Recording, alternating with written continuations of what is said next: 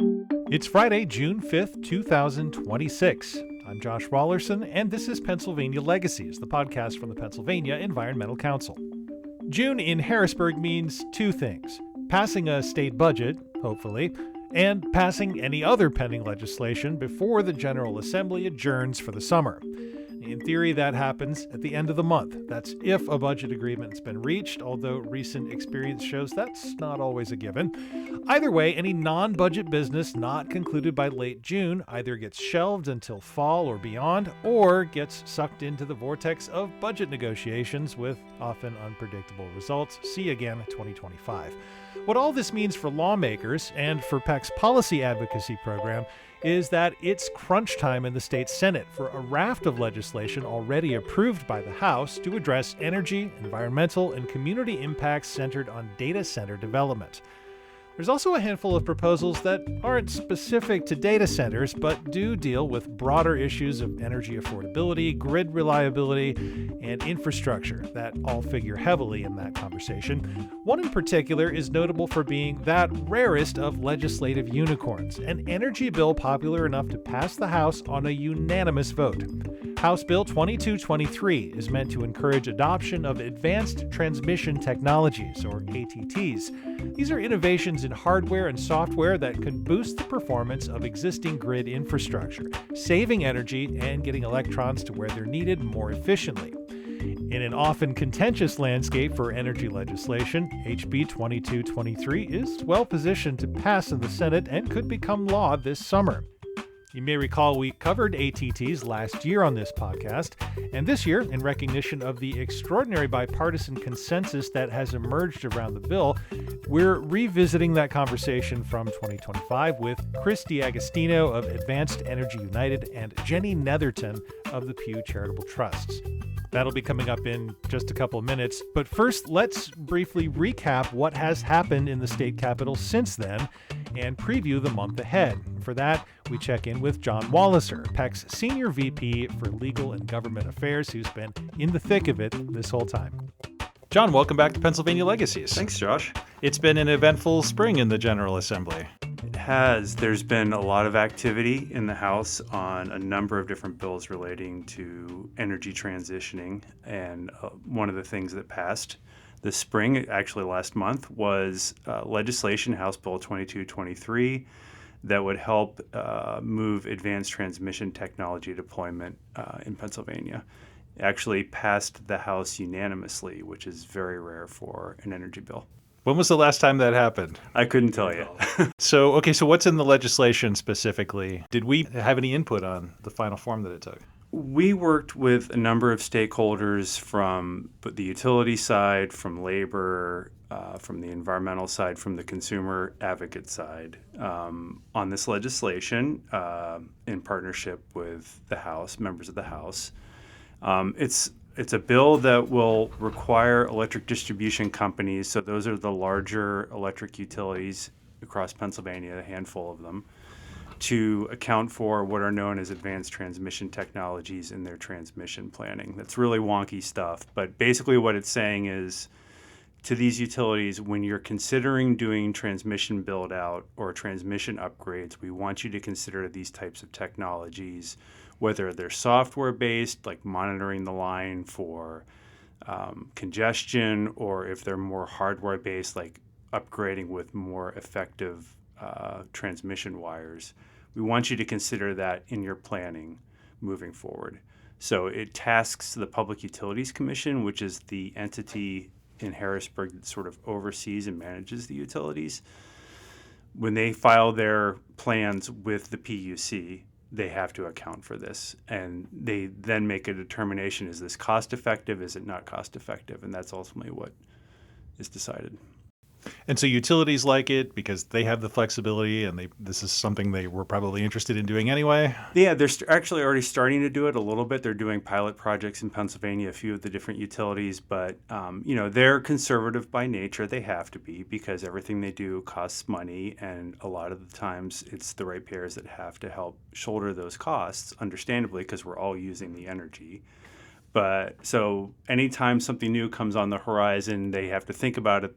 What's this going to do for the bottom line? This sort of gives the green light to the utilities and to the PUC to say, we want you to take this into consideration.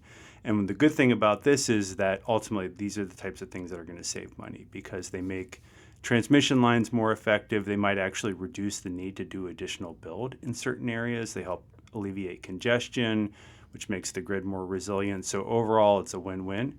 It's just new territory for a lot of these. And of course, the larger context in which we've been seeing movement on energy in the House this year is obviously the data centers and the sort of larger infrastructural concerns around that. Can you talk about how the ATTs legislation fits into that bigger picture in terms of, how can these technologies help address the wide-ranging, complex, very large set of problems that we're dealing with around data center development? Yeah, so it's a little bit of with the siting of these data centers and trying to predict where the demand's going to be, trying to move the electrons around. One of the benefits that ATTs will have is that there may already be existing infrastructure that can be utilized if it's utilized better or if it's upgraded or managed better. So one thing this legislation might accomplish is that it might just reduce the need, to build more wires. Lessening the impact on communities and the environment, but it'll also help make that delivery more efficient. So you're not losing electricity in the line over a span of distance, things of that nature. So it's not a total solution to meeting this new demand for electricity, but it definitely helps in the near term. Yeah, it definitely helps. We're still going to need all the other tools in the toolbox. There's going to be a need for new generation. There's going to be needs for storage. There's going to be needs for energy efficiency and demand response, not using electricity, or leveraging what are known as sort of like demand side resources if people are willing to curtail their own use in response to increased demand through what's known as a sort of a virtual power plant program. Those are all things that are on the table and currently being discussed in the General Assembly. So as we record this, we're getting ready for things to kind of get busy again in the General Assembly, and now there's a stack of bills on the Senate's desk. Where do you see these things going in the next couple of weeks? Yeah, June's a difficult month because the General Assembly is required to pass a budget by the end of the month. It doesn't always happen. Sometimes it takes a few extra days or weeks or months, but it's a very busy month. They're going to be there virtually every week. Trying to work on these issues. And obviously, this isn't the only thing they have to deal with. There are lots of other things in the General Assembly, but this is probably going to be one of the foremost issues. So trying to get a lot of these good bills, these bipartisan bills across the finish line is really of high importance to us. Doesn't get much more bipartisan than unanimous. It doesn't. So hopefully we can carry that momentum in the Senate. All right, stay tuned. John, thanks. Thank you.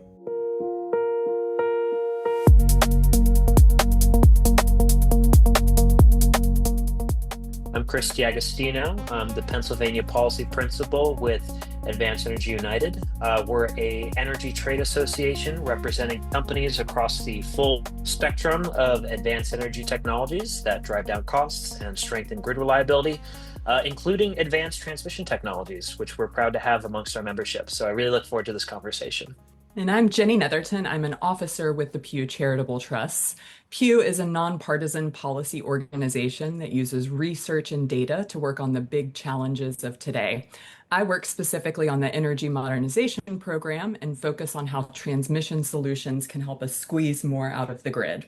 Very happy to have you both here. In Pennsylvania, this is increasingly a big news story. There's a lot of demand for electricity already, and when you consider the amount of investment being made in data centers for AI and other computing applications, that's just going to go up and up and up, and it's to the point where there's a lot of widespread public concern about how we meet this demand.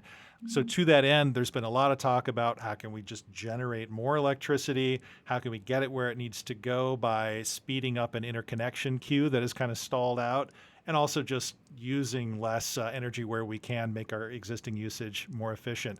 You don't hear as much about transmission in those conversations, and partly I think we're hoping to change that today. But where does transmission fit in that big picture I just described? That's a great question. And I think my short answer would be that transmission is what enables all of those things. I will give you a much longer answer, though, and kind of tell people a little bit more about the transmission system itself. So, one way to think about this is transmission is the highway for energy that allows electrons to travel from where they're generated to where they are used. These are large, high voltage lines that are distinct from the distribution lines that you might see going into homes and businesses. We know that highways need maintenance, and if you're driving on a road that has potholes or lanes closed, and I'm thinking of things like outages and aged transmission infrastructure, it's going to take you longer to travel down that highway, and you can travel fewer people or electrons. The same is true of our transmission infrastructure. Yeah, and to add on to that, I think it's worth framing transmission in terms of, frankly, how we have an outdated and old transmission system that needs to be upgraded. So we're going to talk more about grid congestion later, but outages and power outages are very expensive. Grid congestion cost $20 billion to the economy in 2022 alone. And blackouts, according to the Department of Energy, is around $150 billion. This is a lot of money.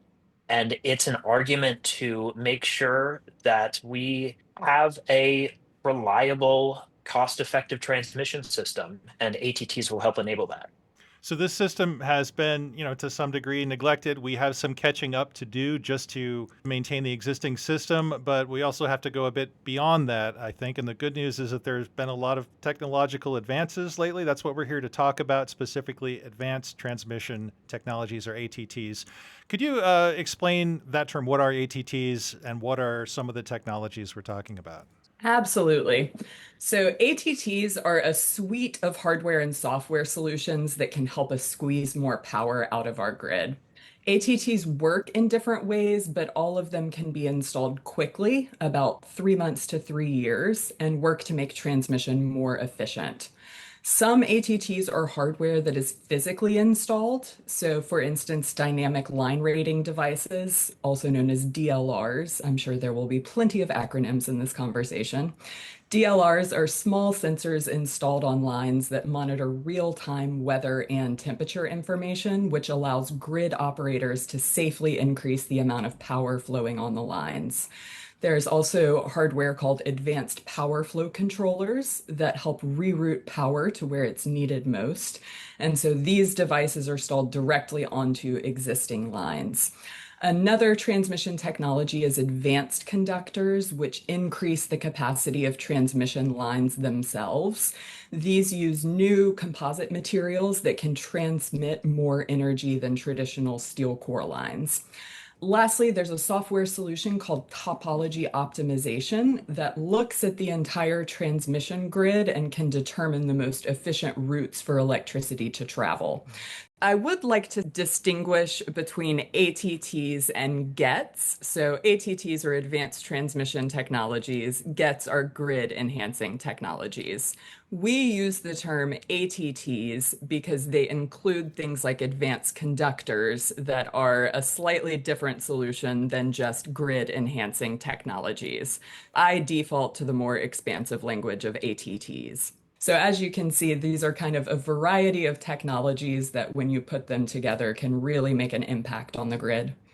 And adding to that, I think if there's one thing that binds all these technologies together, it's making sure that electrons are going to where they need to go. And I want to elaborate more on the highway metaphor that you brought up earlier. So if transmission is the highway, let's talk about electrons as if they were cars on the highway. So electrons, all they know how to do really is to obey the laws of physics. They don't exactly know where to go, or how to power homes and businesses most efficiently. So when we talk about power flow controllers, these are like the traffic conductors that automatically redirect traffic to the less crowded routes when one highway gets jammed.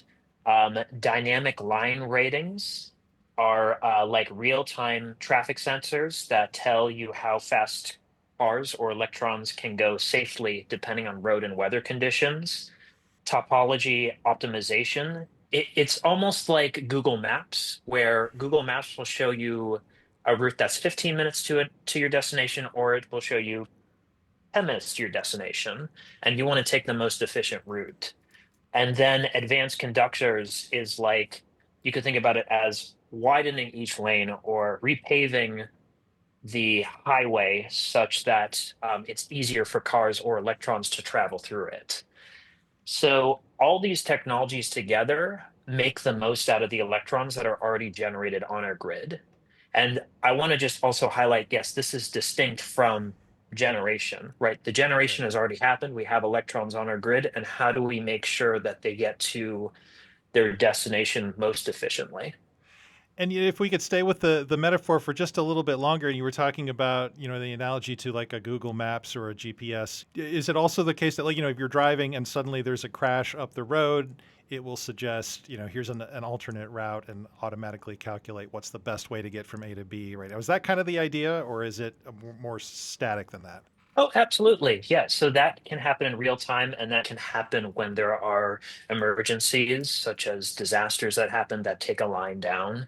It will calculate a new route for electrons on that line, which make them particularly helpful. So thinking about all those variables that may be in play in any given situation, what are the ones that we're most concerned about in Pennsylvania specifically with our climate, our topography, and our usage patterns and all that? What are the things that can affect how well our transmission systems are performing, and how can ATTs help with that? There are a couple things about ATTs that I think are particularly relevant for Pennsylvania. One of those is that ATTs can help grid operators better manage weather events, whether that's high temperatures that can cause lines to become overloaded or routing power on particularly cold mornings. The other option here is as new large load customers and data centers choose Pennsylvania for their projects, ATTs can help manage reliability and affordability for Pennsylvania residents. One thing that ATTs help address is actually bringing new generation onto the grid. So right now in Pennsylvania, there's so much generation that could be online very quickly, particularly clean energy. PJM, which is the regional transmission organization, they have so much clean energy that's just waiting in their queue, waiting to be sited. So one of the reasons why these generation systems can't go online right away is because there's congestion in the grid, and ATTs can help address that. And when ATTs help address that, it makes it easier for new clean energy to come online. So I'm looking past just the issue of how do we meet demand, and demand that's growing and going to continue growing. How can these advanced transmission technologies address concerns about cost and reliability, which are also looming very large right now? Absolutely. To build off of what Chris was saying a little bit, when new projects want to come online, they also have to pay network upgrade costs to make sure that the transmission infrastructure can handle the energy from their project. And so the more upgraded and advanced your system is, the less those costs become as your grid is better able to integrate more energy sources. One particular issue that ATTs can help with is congestion, which is a bit of a term of art in the energy world. I know we've used it a couple times. But to put a little bit of a, finer context on that, regional transmission organizations like PJM in Pennsylvania are responsible for ensuring the supply and demand of the grid is balanced at all times. And typically, PJM dispatches the lowest cost available power first and then adds higher cost resources as needed. Congestion occurs when those lower cost electrons are not able to reach consumers, requiring the addition of higher cost electricity. So ATTs can allow RTOs to better manage this supply and demand by giving them more visibility and control over those lines, helping to ensure that cheaper power is available to be delivered to consumers. On the subject of cost, I think it's worth highlighting a few really exciting real life case studies on ATTs from our friends at RMI. We've done some fantastic analyses. So they found that across PJM, the PJM region, that the adoption of ATTs, it would cost about 100 million, but it would yield about 1 billion in annual production cost savings. So remarkable return on investment argument there. And then there was a case study from RMI that looked at ComEd service territory in north central Illinois and found that there were upgrades that were needed to get more generation on.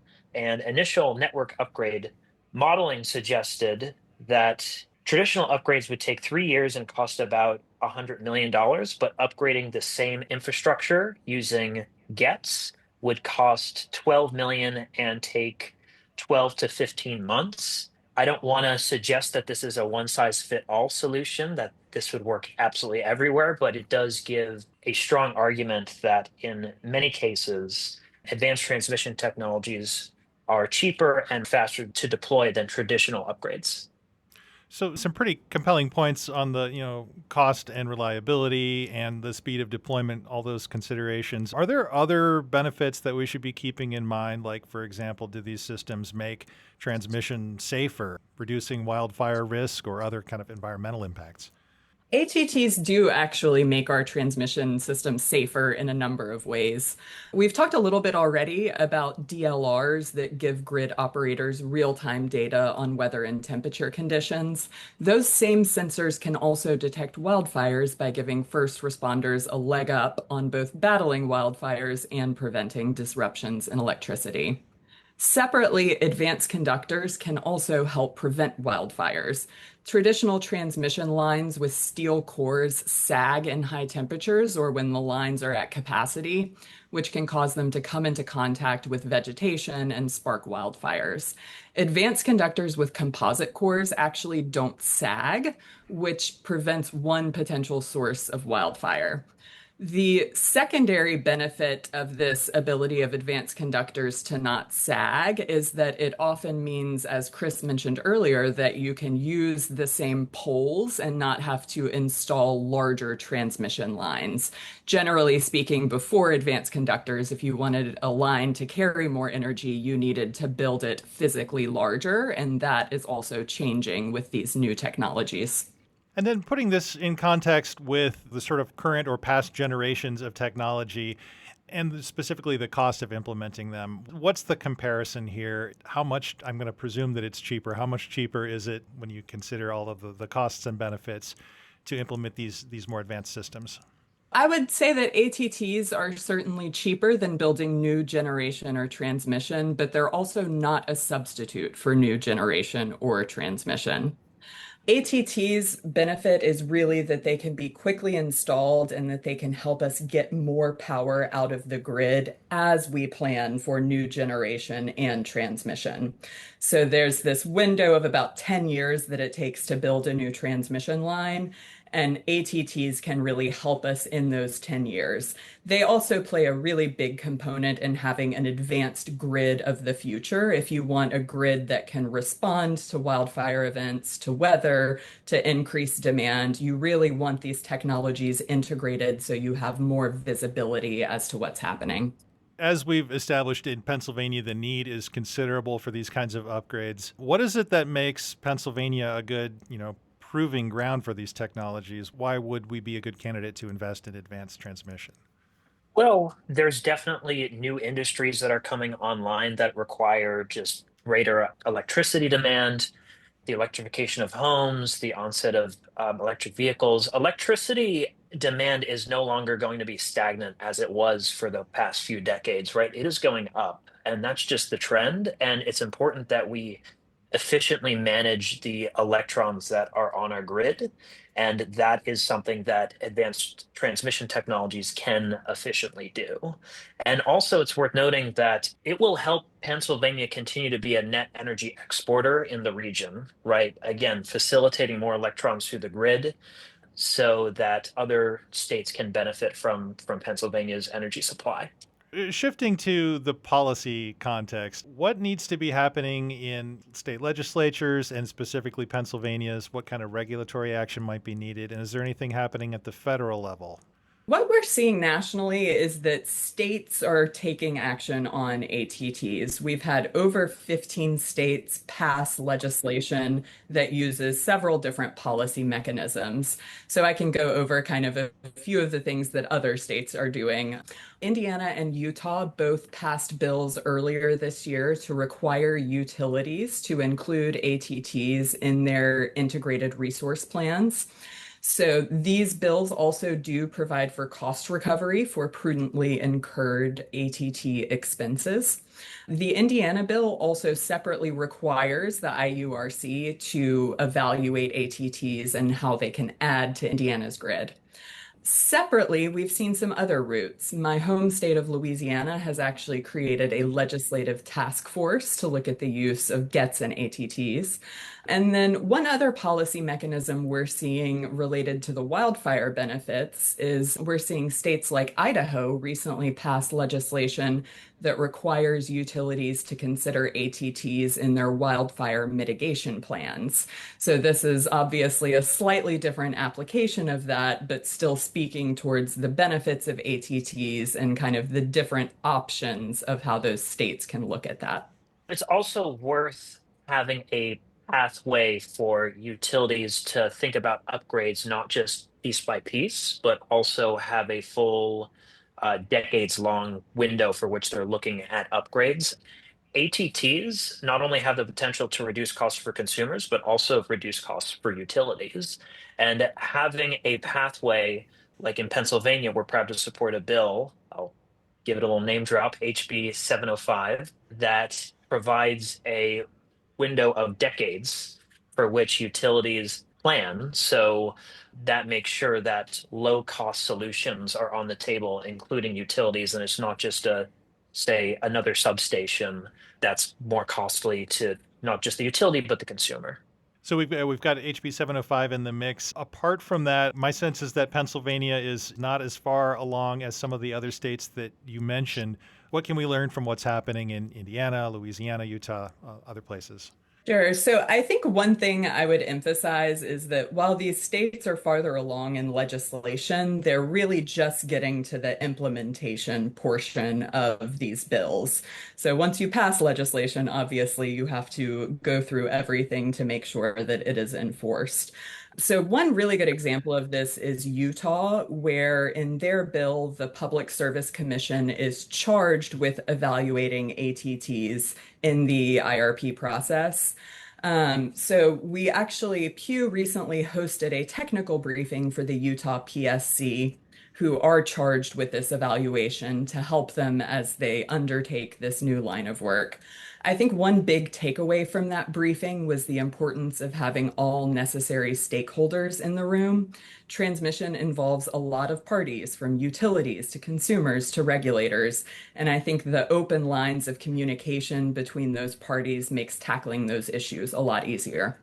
Bringing it all back to the big picture then, and Chris, you had mentioned, clean energy. There's so much untapped potential, largely due to the interconnection delays. But recognizing that renewables and clean energy have a really important role to play in this mix, we also, and this is reflected in Governor Shapiro's energy agenda, the press and the reset proposals and the lightning strategy, that we need an all of the above energy portfolio. We can't really afford to leave any one option on the table. So putting ATTs in that context, where do they fit in this overall kind of medley, I think was the term you used, medley of energy sources and policies? If I was to divide the need for matching this rising demand with supply, I would put it into two categories. So one is getting new generation on the grid itself, which Reset and Press help do, which are part of Governor Shapiro's lightning plan. And then the other side is maximizing use and efficiencies of the electrons that are being generated already. And ATTs falls into this latter category. We have to be doing all of the above right now simultaneously, and they also aid each other, right? When we reduce congestion on the grid, that strengthens the argument for bringing new clean energy onto the grid, right? So there's that interconnection there, no pun intended. Yeah, I think for final thoughts, I think there are three main things I would want people to take away about ATTs. I think the first is that they're here and now. These are already being deployed and used. The second is that they can help us get more out of the grid. ATTs are technology neutral and are just helping us squeeze more power out of our grid. And I think the third thing I would really want to emphasize is that this can help Pennsylvania consumers have more visibility and control over their electricity. All right, well, Jenny Netherton with Pew Charitable Trust, Chris DiAgostino with Advanced Energy United. It's been a fascinating conversation. Thank you so much for bringing your knowledge to this topic. Thank you so much for having us. We really appreciate it. Thank you. Jenny Netherton works on the Energy Modernization Project at the Pew Charitable Trusts. And Chris DiAgostino is Policy Principal with Advanced Energy United. This interview was recorded in October 2025. Stay tuned to the PEC website, our monthly In Case You Missed It newsletter, and our various social media feeds to find out what happens next with House Bill 2223. It's just one of several energy proposals we're closely tracking this summer. Others would protect consumers from energy cost increases tied to data center development, require data centers to report their energy and water usage, provide local governments with tools to handle weighty land use and zoning decisions associated with the industry, and much more. It's been a busy legislative year so far, and it's only going to heat up over the next few weeks. Visit the website at pecpa.org to stay on top of it. Again, it's pecpa.org.